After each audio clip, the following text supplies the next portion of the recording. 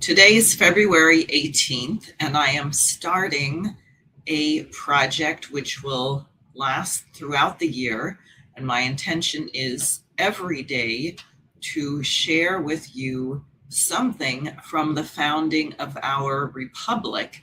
There are so many beautiful documents and speeches by our founding fathers that I think this will be a rich endeavor, and sadly, most people don't read original documents anymore. So the first thing that I am choosing is the Mayflower Compact, which has personal significance for me as one of my direct forebears was born on the Mayflower. But actually, that's not as special as it may sound. Apparently, 30% or so of Americans have some relation, blood relation to the original pilgrims who traveled here in 1620. So I'm going to bring up the compact. Here it is.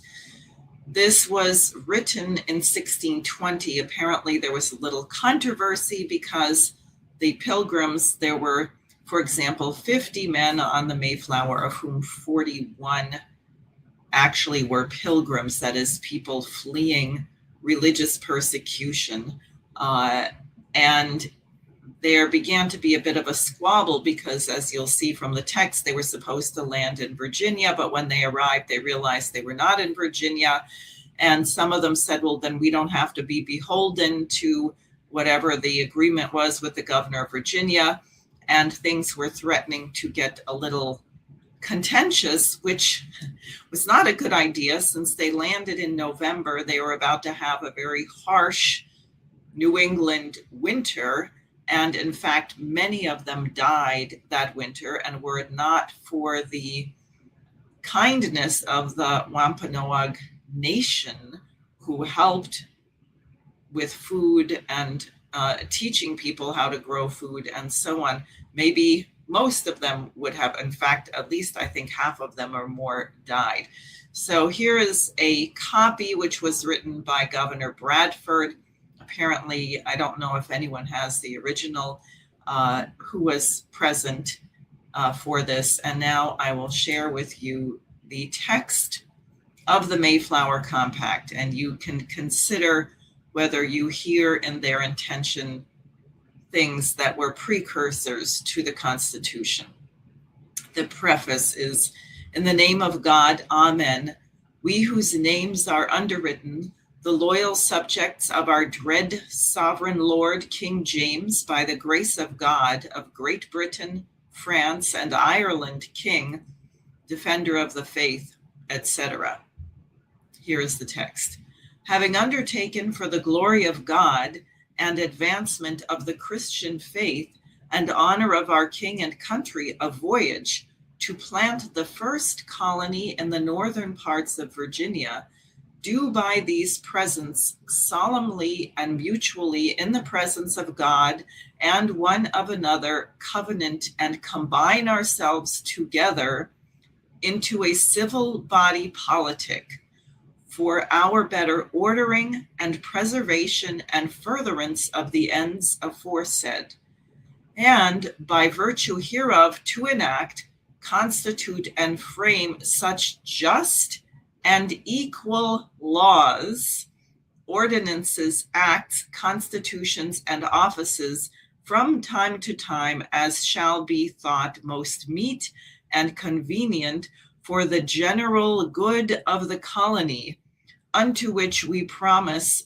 all due submission and obedience. In witness whereof we have hereunder subscribed our names at Cape Cod the 11th of November, in the year of the reign of our sovereign Lord King James of England, France, and Ireland the 18th, and of Scotland the 54th, Anno Domini 1620.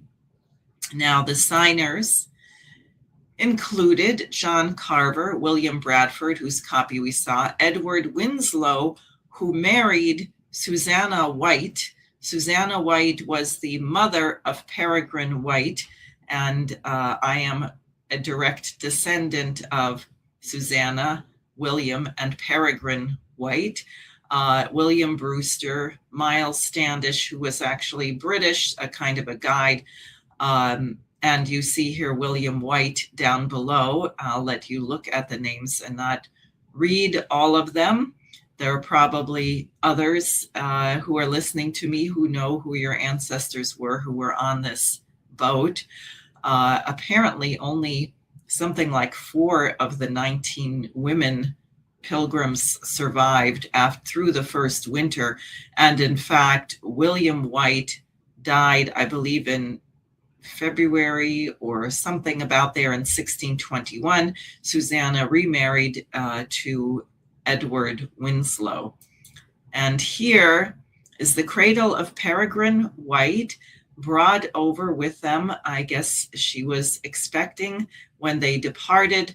There was one other child born on board the ship named Oceanus. He was born midway across, and Peregrine White was born while the ship was anchored in the harbor at Cape Cod. That is the first episode of readings from the American Revolution, America 250, and more to come.